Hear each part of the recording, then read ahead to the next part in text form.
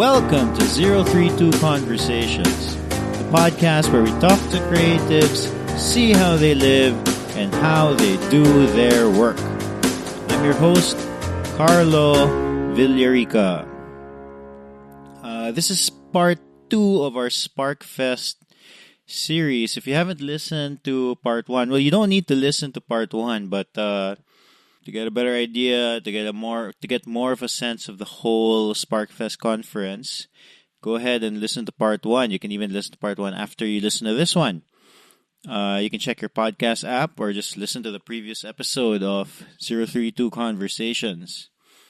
For those of you who don't know, Spark Fest Cebu was a conference that gathered creative entrepreneurs who make things happen. So in this episode, there's going to be a lot of talk about art versus design, music, dance, social enterprise, non-profits, and a whole lot more. So if you have a remote interest in any of these, you will like this episode. If this is your first time to listen to podcasts, download the podcast app on your phone. Go to the App Store, search for podcasts. Any of those apps will do. And subscribe. Just search Zerothreetwo Conversations and subscribe. We're on every podcast app out there. We're even on Spotify. I also post these conversations on YouTube and even on anchor.com. So we're everywhere. So let's get started. The first clip that you're going to listen to is about how to put value in art. You hear a conversation between Ara Chawdhury. Ara, sorry, I'm butchering your last name. Ara Chawdhury. She is the writer-director of Miss Bulalakaw and a producer of Super Psycho Cebu. And Jude Gitamondoc. He is one of the brilliant musical minds here in Cebu. He's the guy who crowdsourced Cattski. It's a movement to release a Bisaya song every month for 2017. So that one was, I think they raised like 300,000 pesos or something. Then Monica Villarica, she's my sister. You might have seen her in many of our lookbook posts on Zerothreetwo Clothing. But more than that, she is a talented dancer. She spent some time she was an apprentice in Ballet Philippines and then took a year in the Ailey School, the official school of Alvin Ailey American Dance Theater. So she went to school there as well. And last but not least, Cecilia Martinez, the co-founder of Create Cebu. She's done quite a bit of events, and if you've gone to Crossroads in the past few years, you'll notice a change of focus. There's a lot more art, a lot more creativity in that mall right now. So she's a big part of that. So again, this is a conversation with the four of them, and then they're talking about putting value in art. Enjoy. And most often than not, when we talk about sustaining the arts and the artists, people get confused about this.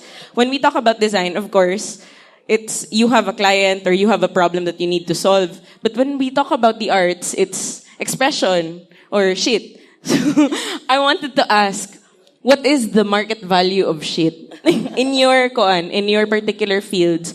How do you justify the value of the arts? Sa music side, if I may be permitted to speak in Bisaya often, is it okay with you guys? Kailangan ng subtitles. Sa music, most of our songwriters aren't really conscious of the division between design and art, no? But the way we think about it is, design is something that you do for someone else. Like someone is asking you to write a song, and then art would be something that you do for yourself. And the way it worked with Cattski is, we encourage our songwriters to write for themselves, but at the same time, we ask them also to write songs that would appeal to the market. So a lot of times, the songs that we ask them to write for the audience are the ones that are gonna earn money that would enable them to write songs for themselves. So we're kind of playing both sides. Yeah. With us naman, like, because I dance man, and then I dance, I choreograph, and I teach. Usually what I do is, well, to be honest, when I came back home to Cebu, I was totally clueless. Like, I had no idea, and like, you know, the culture before was like, kaila raman ta, sige, free, okay ra na. You know, and then I realized, like, if I wanted to do this as a profession, if I wanted to do it as a career, I wouldn't be able to live on it at all, and I wouldn't be able to do what I wanted to do. So luckily with me, I chanced upon a student who really was adamant that, okay, no, I really want to pay for you. I really want to pay you properly, and, you know, treat it as a professional thing. So luckily with that, I really had to force myself, like, okay, I have to think about it, like, if you think about it, like, I based it on what my friends from Manila who were also professional dancers, how much they would earn, but obviously because it's Manila, it's a little bit more expensive. So, okay, lessen it a little bit because it's Cebu. And then I also took account, my training, because dance isn't easy. Like, you have to pay for lessons, and it's not just once or twice or once a year, or, like, you know, something you do on the fly. It's something that you really have to commit yourself to. So, like, with me, I have years of dance training that I had to really pay for, and, you know, and apart from that, there's that costumes, there's studio rental. So that in a way kind of helped me, give me an idea of how much my self-worth should be when I teach, or when I choreograph, or if somebody gets me to teach them, or when I perform, exactly. So, yeah, it's really kind of like, it's kind of just like a guess, not really a guessing game, but kind of just like, okay, I just kind of have to feel it.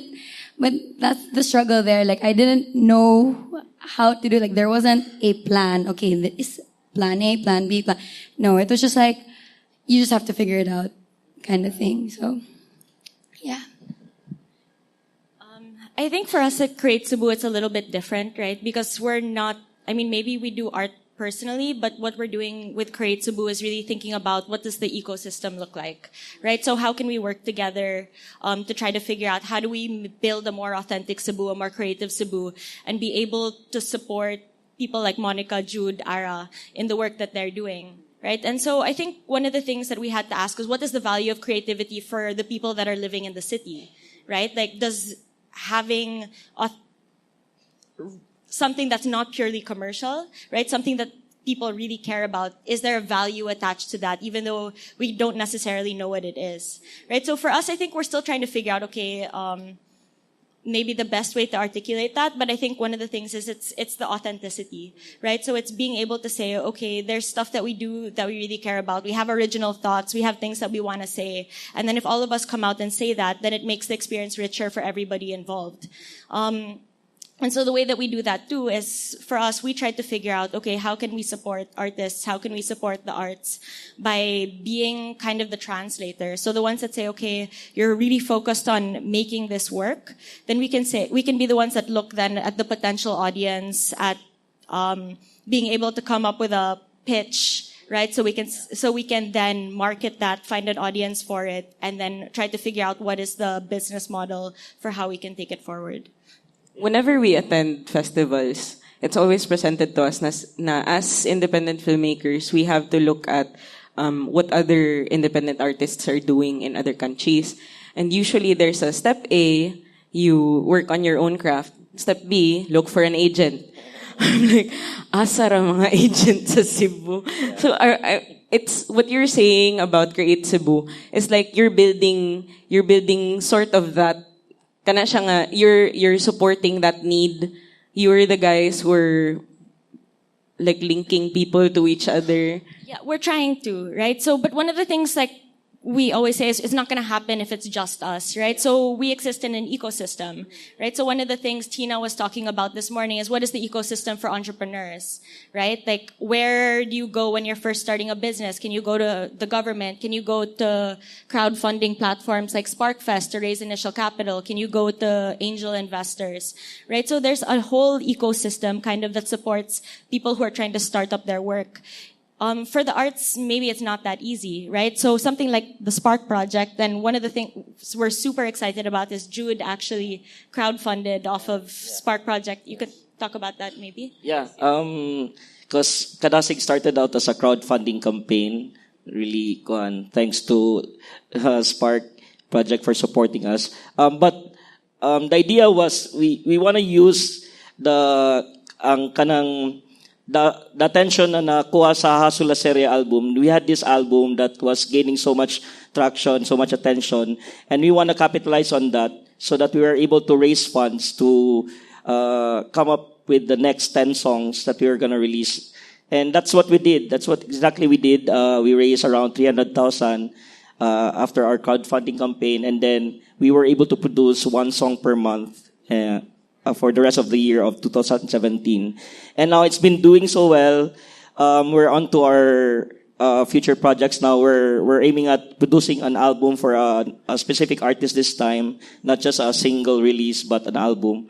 And at the same time, we're gearing towards producing more shows because, we can produce as much music, release it online, but then the people are going to look for the artists. They're going to want to hear the music live, and that's what we're trying to do for this year. So, yeah. You have insight into this, Jude. Why? Yes. Why? Why don't we have why is it hard for artists to live here? Why is it hard the concept to wrap around the concept of a professional artist here? Why don't people want to ako ang I think it's the initial impression of people. Because now, lahi akong na experience sa music, Bisaya music specifically. Because actually daghan nag-conflict nahitabo. I want to hear. And I charge that to the idea na people think there's a lot of music. There's a lot of money in Bisaya music right now. So daghan kay suddenly na interested to the point na nagyud siya kanang within the community ba na away-away mga nana. Pero mo na siya, I think we're able to para nako the first step is to create the impression that there's such thing na there's such an industry, there's such a kanang opportunity for people to participate in the music or whatever, the art, and then they'll be able to earn from it. Because that's what we project. Because of thanks to social media, it's so easy to pull off that nowadays when people think that the project is so successful and all that. But you create that impression, and then suddenly that's where also we get a lot of our talents, because a lot of people think that Bisaya music is so in mainstream right now. It's so uso, and so we get a lot of songwriters who it's their first time to write in Bisaya, and they submit to us their demos, and that's where we pinpoint those artists na gifted yun siya. So because of that, because they thought na ang industry. Pero honestly, I've been working on this for the past 6 years, no? It's all it's all impression. We are trying to run a good project online so people are engaged and pero on the back end, we're still struggling. We haven't made it. we're like 30% of the success siguro is and then we still have 70% to work on. So sa moang pero mo na siya, I think it's the impression that there's so if we have successful filmmakers like you or diba? We don't know, you're able to inspire other filmmakers to try producing a movie in Bisaya. If I may share, it's films are really expensive. So, Make a song. bisag unsa, we've been trying to like emulate the Vispop na ano na how do we promote Binisaya? Kay actually Binisaya it changes hands every year. So I was with Binisaya last year, and then this year it's Ron and Jom Oano and Tiffany Gris. Where are they? I saw Jom outside kanina, pero it's a new batch of people na interesting sad kayo silag take. And every year, mong ginana ni Keith. Keith is the founder because he realized that since we're all doing projects, since we're all filmmakers, he doesn't have the energy to maintain the organization and to maintain the event every year. So he gives it to people who have the time. So sila this year, what they're doing is since they're younger,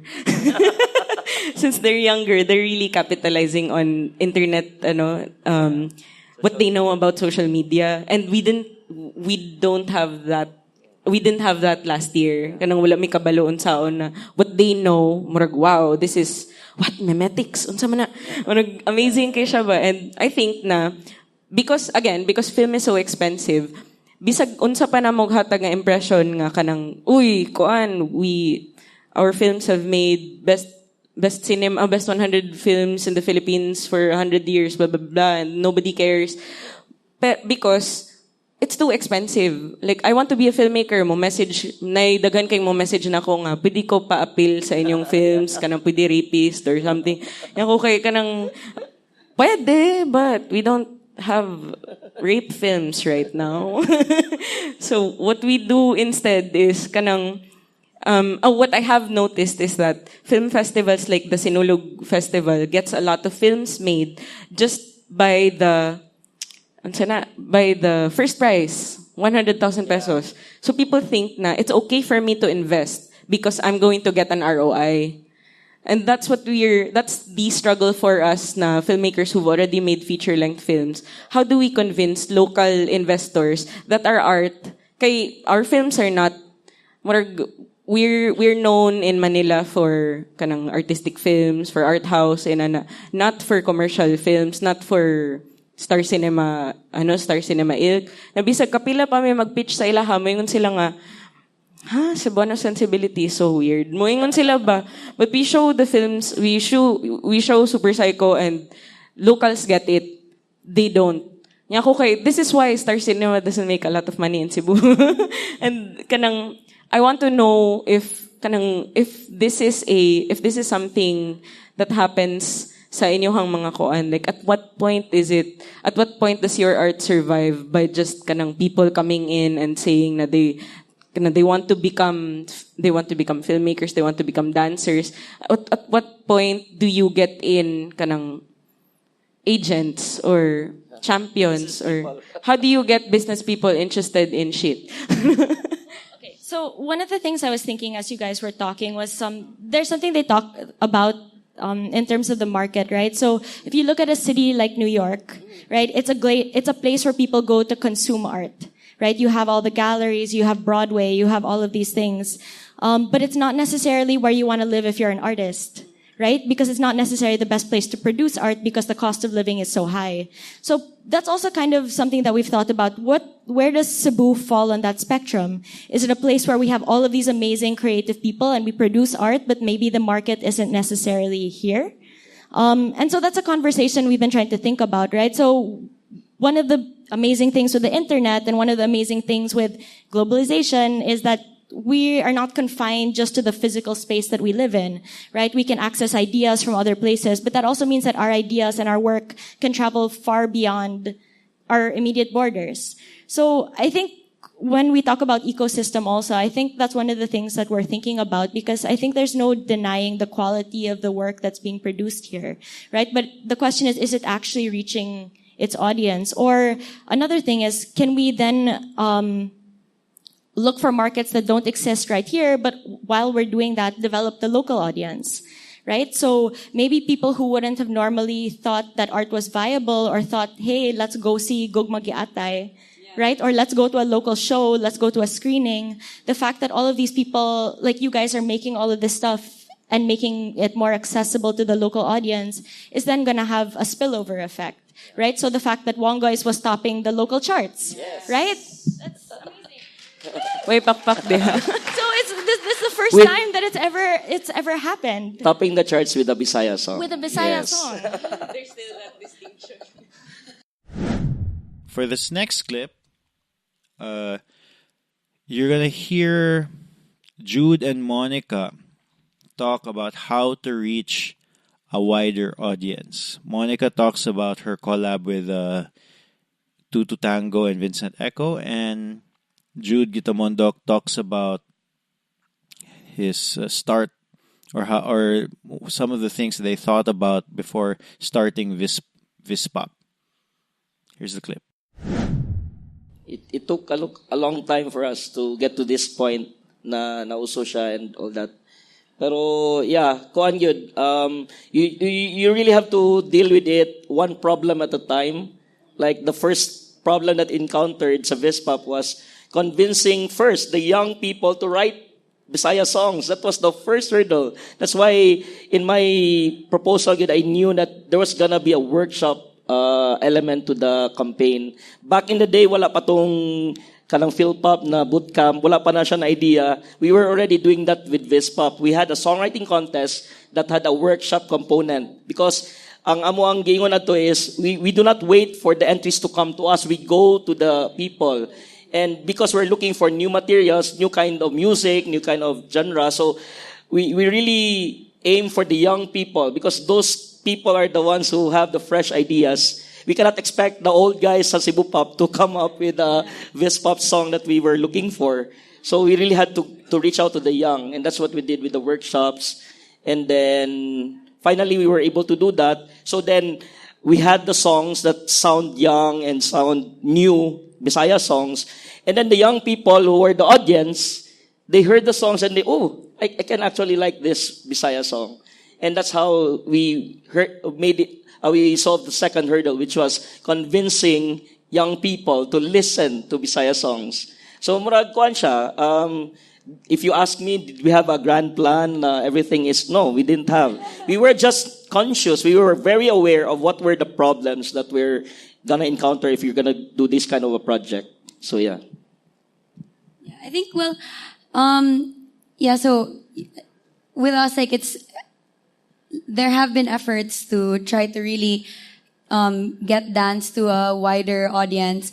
So I think like one of the ideas that I actually had before coming back to Cebu was that when I started hearing about Tutu Tango records and I started listening to the songs, I was like, wow, these songs can actually be like danced to. So luckily, I think it was a year ago, Cattski approached me and asked if we could do a collaboration with Vincent Echo and do a music video. And to me, I was like, yes, for sure. Like, no questions. I'll do it for sure. So like that, in a way, was kind of like, okay, this could be a way for people to understand dance. So we have someone like Vincent Echo who does great music and, who already has a large audience. And then collaboration with me who dances, like nobody knows who I really am. But I'm like, okay, that girl who can dance. So great. So it's like, we're slowly trying to do something with dance, but hopefully we can get to where you guys are already and even beyond after a few years. But yeah, it's still really a process. This next clip, she's no stranger to Zerothreetwo Conversations. This is Cattski. A few weeks back, we featured her episode. You can search her episode on the podcast app or just go to 032.com/podcasts and then you're going to find her episode there. If you don't know who Cattski is, she's a mainstay in the Cebu music scene. She's been in music for the past almost 20 years. I'm going to link to her episode in the show notes. A lot of the speakers and what they do, we're going to link to the show notes. So if you want to learn more about them, you can look there. So this is a part of Cattski's talk that stood out to me. And she's talking about, they were doing these talks, awareness talks about music in various schools. And this is one of her, let's say, weird experiences in one of the schools. Here's the clip. Yes. That's the Growbot. That's the official mascot. And then it's represented by hashtag Grow Cebu Music. So it's really a campaign that comes in many forms. It could either be a conference like this, or a workshop, a seminar, or a showcase or an exhibit. Anything that provides information and education for artists. That doesn't really limit to just, music related, like music production or things like that. But it's also about, branding, how to be professional, or social media. So things that they can equip themselves with so that they can thrive as musicians in Cebu. And, so yeah, the other thing is, while we were doing this, so while we were like doing workshops or seminars with artists, we realized that we also need to educate the audience as well. So that's why when Celia mentioned earlier, we went to the schools to provide them with awareness of what's going on in the music scene. And I have a little bit of a story to tell. It won't be long. One of the schools that we went to, it was a university. I won't tell you which one, but I got their approval. We got their approval to be one of the venues, and we went in there, and then we told them, sir, the dean, you can do a welcome 3-minute whatever. And then during the seminar, he showed up with a laptop, and he has a 20-minute presentation. And it was alarming because he was speaking about how he used to be a musician. He had pictures of people with Pepe Smith or whatever. And then at the end of his talk, he was saying, don't do music because it'll break your heart because there's no money in it. And that wasn't the message of the whole campaign. So I realized that, wow, our parents actually have negative experiences with music, that they actually discourage young people to do music. And that was alarming for me, and I was really hoping that the new generation of musicians won't have to experience that. So that when they have children, what they will tell their children is, hey kids, we were fulfilled as musicians in Cebu because we were given enough opportunity. So it won't be a negative thing anymore, don't you think? I mean, I grew up with a parent that says, go play the piano. Yes, 16 years, play the piano. And finally, when I tell them, hey dad, I want to do music. And they tell you, no, because it doesn't have any money and you will go hungry. It's so confusing for a child. So that's what we want to do with this part. And Okay. This next clip features Lynn Pinugu. Lynn Pinugu is a multi-awarded social entrepreneur, international speaker, and advocacy communications expert. She's the founder and director of Mano Amiga Philippines, a nonprofit focused on providing quality education and sustainable livelihood to low-income communities. And the other speaker is Mel Yan. Mel Yan is a development worker, educator, and entrepreneur. He is currently the vice chairman and chief operating officer of Barangay Impact Management. It's a stock and profit social impact entity that manages Cat-On. Cat-On, which he talks about, Cat-On is an initiative which he co-founded to reduce dropout in public schools.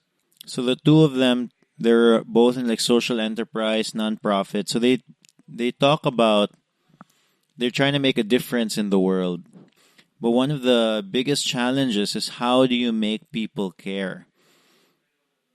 So we're shifting the conversation away from art and more towards social enterprise and nonprofits for this portion of the podcast. But there's value here, because how do you make people care about what you are doing? Whether you are in social enterprise or nonprofits, or just trying to create art, this is a very important step in making. Well, if you're trying to create art and doing it for a living, it's a really important step in trying to do it for a living. But also, for social enterprise and nonprofits, for you to continue helping other people, this is really important. So Lynn and Mel, they talk about this in this clip. For both Mano Amiga and She Talks, we strongly believe in the power of empathy to be able to create social movements, or to be able to generate actual concern from the audience, right? So that's why, as much as possible, we try to release these stories of what it's like to be a student from a low-income community, what it's like to be a parent from a low-income community, what is it like to be a model and look at the mirror and think of yourself as ugly and have an eating disorder, and how does that affect the way you view yourself because you keep hearing that you're not good enough. And for us, I guess that's also what we want to be able to do more. I think that when there's empathy and you're really able to put yourself in the shoes of another person, then the motivation to help or to be involved is intrinsic. And it becomes very real for everybody involved. Mel? Well, number one, I think you have to be very clear in terms of what impact you want to make. The clearer, the better. SMART objectives, we know what the meaning of SMART is, right? They're not just applicable to your thesis. They're also applicable to the impact that you want to create in the community. So in our case, we're not saying we're going to solve all the problems of education in the Philippines. Ours is very clear. Motivation to reduce the 57% dropout rate.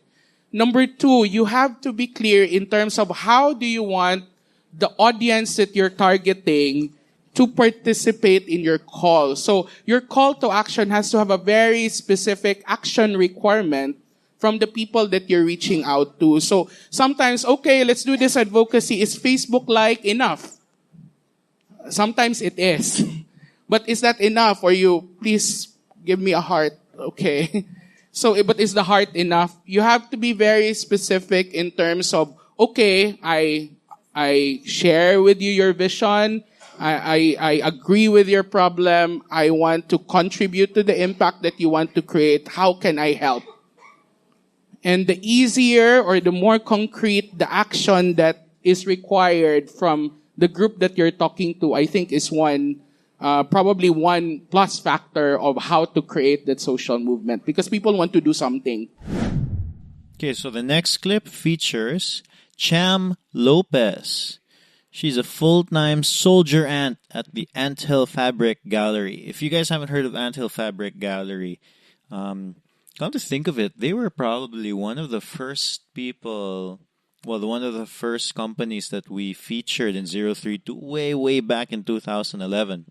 Anthill Fabric Gallery is a social and cultural enterprise that promotes the preservation of Philippine handloom tradition by applying them in contemporary and zero-waste designs to attract younger generations of weavers and proud weave wearers to create sustainable livelihood to its partner community enterprises in the Philippines.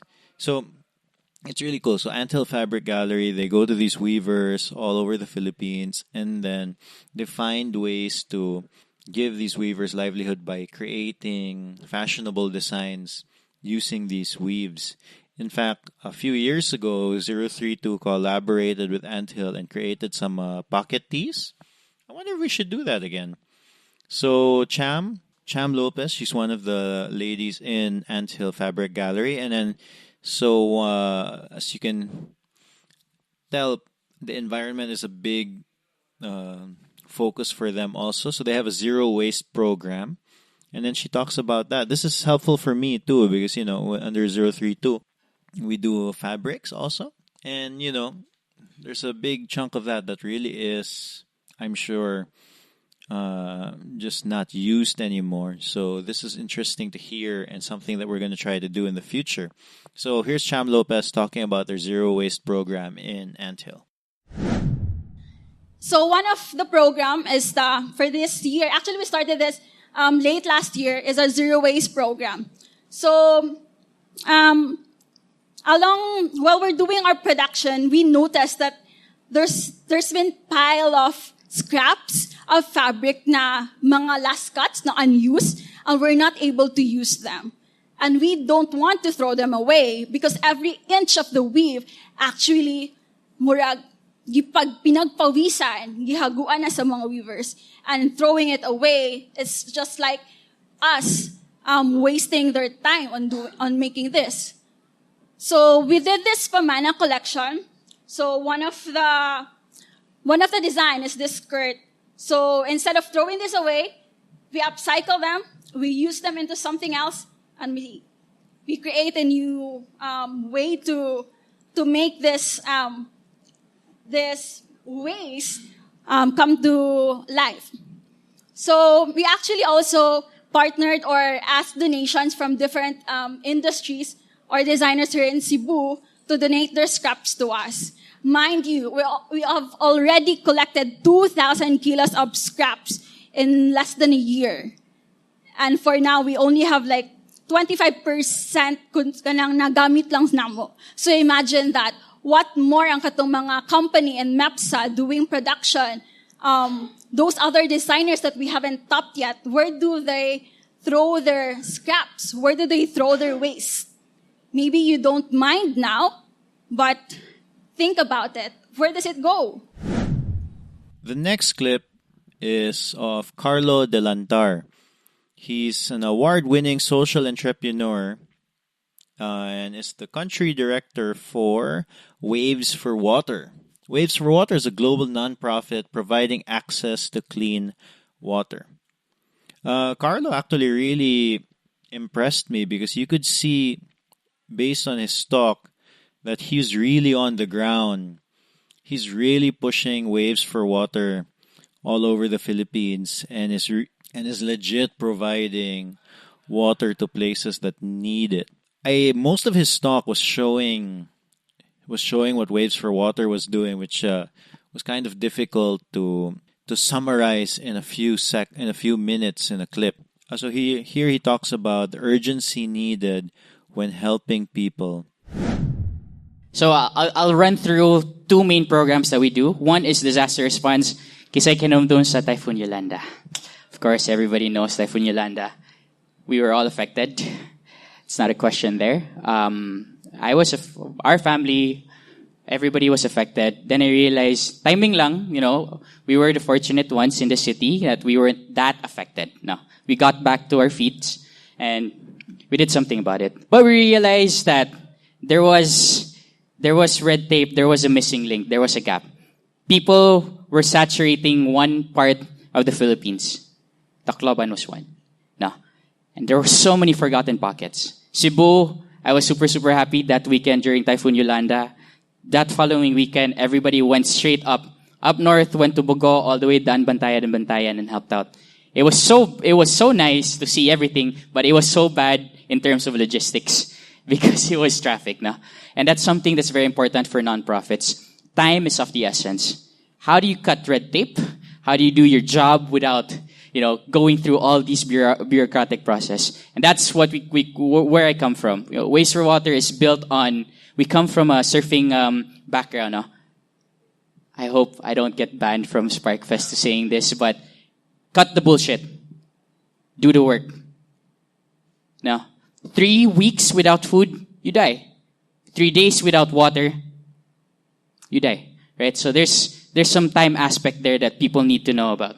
So I'll go through disaster response muna. The next clip is still of Carlo Delantar. He talks about looking for your champions. How do you collaborate and how do you ask people to help you out? And from experience with Zerothreetwo, we've done this many, many times when we look for people who can help out, if not monetarily, or they can help out in providing their services. So here he talks about that in this next clip. The video itself, we had volunteers that brought their skills with us. Technically volunteered and offered their skills to us for free so we can make the video. Storytelling is very, very important for us to be sustainable. The video was actually post-produced by you guys watch like those wedding same day edits, right? Mayad Studios. Does anybody know Mayad Studios? They made that for free, right? So you actually look for those people, those champions in different companies and say, can you help me out? How can you help me out? Majority of the time, there must be a common denominator. For them, it was more of like, Carlo, I can't provide you money, but maybe I can help out somewhere. I'm like, all right, tell me your skills. Like, it's not really a job interview. It's kind of informal. It's like, bro, what's up? So we later when you build a relationship, you end up saying, hey, why don't you, allocate 30% of your time to volunteer your skills to make a video? That's not out of the way, right? but people don't actually realize that part. This next clip is of Carlo and Cham. They answer a question from the audience. Somebody in the audience asked them about how. I mean, let's be honest. Her question wasn't very clear, but she asked them about how the speakers are challenged with I don't know. I'm just gonna include the question in the clip, and then you can decipher what the question means. But anyway, how Cham and Carlo answered it, I thought was interesting. So here's the clip. I would like to know, the three of you each have different fields of your own. So entrepreneur, so profiting, non-profit organization. So you get your labor from volunteers, and then you get it from mindset people, right? You get your willpower from believing that other people might follow you too, like zero waste lifestyle. So how is that in each of your aspects? How is that challenging you as like a person, like with your values and everything? That's a very loaded question. You're really Konsensya. You Can want I to start? send you an essay, PDF? Yeah. This is a very, very complex question. No? Do you want to start? Oh, okay. Ako na lang. Okay. When you said where there's a specific model because she's a social enterprise, I'm a non-profit, she focuses in environmentalism, I want to take that norm, throw it out the bin, and forget about it. Good thing about now, you have technology, you have awareness, you have social media, you have information at the palm of your hands. There's so many creative ways to change the model. I don't agree. I say with all my heart that we don't exploit volunteers just to get work done. We have partners for that. We have honorariums for people like photographers when we bring in. That is the part that you need to figure out to solve. How do I get to that standpoint of sustainability? No? Those models are so hard to build up. Sometimes you fail, then you end up with something else. But there's so many podcasts that you can talk about entrepreneurship. Those are really good ones. Masters of Scale, you can talk about how I made this. Those are really good ones that you could download. But please, I say this to everybody. Forget what you read. Unlearn what you've learned. The worst thing that you can do is you break a few rules. Don't break laws. Break a few rules. Because most of the time when you break rules, you end up with a new type of model. No? So we don't exploit volunteers. We actually pay them to be part of. If you put those things, those are your non-negotiables, your values. We're gonna pay them. We make sure that we make sure that we pay for our accommodations, their trips, everything. Sooner or later, you will have people that will support you and back you up because you're treating everybody. 360 holistic approach. You're treating everybody right. If you're not, sooner or later, somebody's gonna look at you and they're gonna tell you, you're just a con man. And sooner or later, that's basically a house of cards. It'll just break. And that's not sustainable. So you'd rather be authentic than not. Don't waste time with other communities because you're profiting out of them. Don't do that. It's bad karma. No. So I'll end it with that. Hopefully that answers your question. Well, I'd like to add on that. So, we are a for-profit business. So, social enterprises are not charities. So we run as a business and as social entrepreneur also. We always have to have the mind, the heart, and the soul in decision making. It's always like running or creating balance with all these three factors for you to decide on things.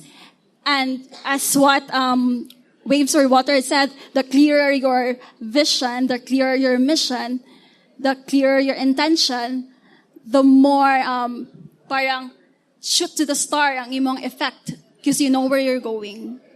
Okay? And the thoughts that you have Basta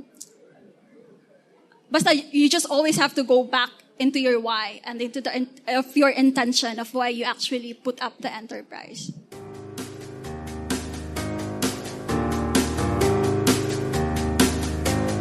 All right, thanks everybody for listening to this episode of Zerothreetwo Conversations. If you want to learn more about Spark Fest, you can go to Spark Fest by tsp.com or go to Spark Project HQ on Instagram.com.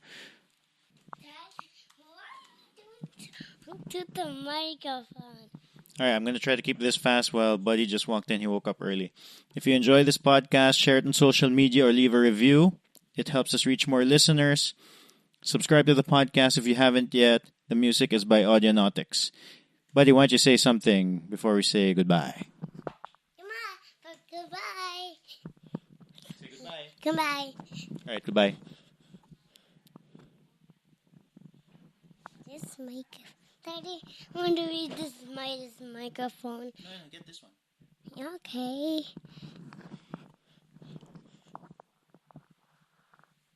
Say something.